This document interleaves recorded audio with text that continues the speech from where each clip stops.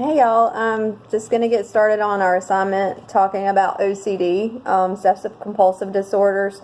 The video that we had to watch for the assignment, I thought gave a pretty clear picture of what it's like to actually have this as a disorder.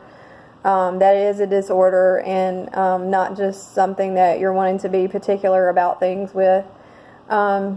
So I would say that the personal account that the girl in the video gave us was pretty accurate, and it did confirm a lot of my knowledge about OCD. I was not aware of the symmetry that she talked about. I was aware of like the counting behaviors and the perfectionism and a lot of the factors that she mentioned, but there were a couple of factors that I was not familiar with that she mentioned, so that was good to hear, just so I have a better understanding. And also, so that's one of the things that I learned, just the differences in the symptoms of OCD that some people exhibit, some people don't. I know every case is different.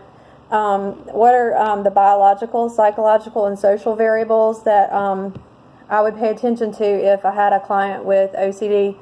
So I'll just start kind of breaking it down with biological. I would want to know the things like she told us, like, of course, their age, what stage in life they're in, any physical conditions they may have. So she mentioned things like bruising and things like that, so I would want to know the origins of those things.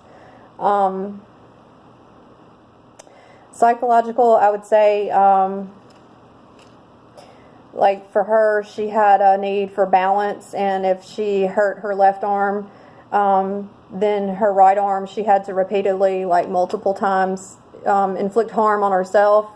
I think that would definitely be one of the psychological symptoms of OCD, that they can feel that unbalanced or that scary thought thing that something bad is going to happen if they don't do this. And whenever they do exhibit their symptoms, that sometimes it's a relief to them, and that's why they do it, even though it can possibly be harmful to them.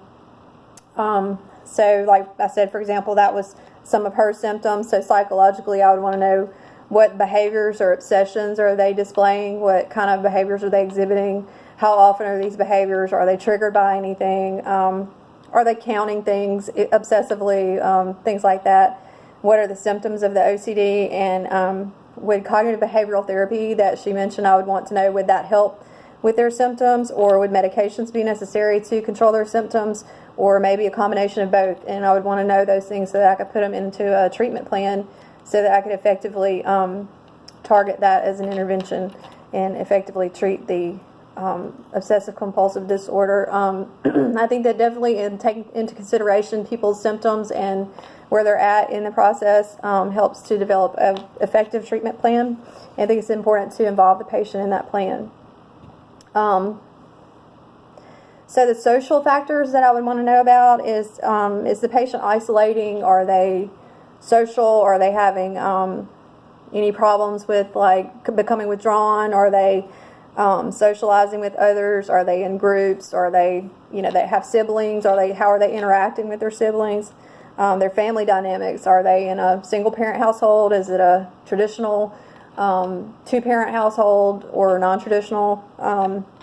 And then if they're an adult, I would want to know like what kind of work they do and things like that, just to kind of help with your assessment of the disorder and kind of how they're handling it, I guess.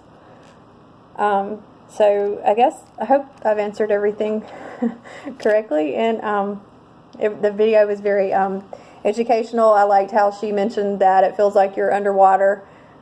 I thought that was a really good analogy to say that it's scary and it's kind of like being underwater. And I thought that it was interesting that she would iron her notes if they became creased, and so that was kind of some of that obsessive part of the disorder. And then organized and perfectionism was a factor, and she had to retype all her notes so that they would match aesthetically and things like that. So I think that those are some things that people don't necessarily attribute to OCD, so it was important to understand from her first-hand perspective, her perspective, how she was later diagnosed, but when she was a child, no one thought anything of it. So, thank you.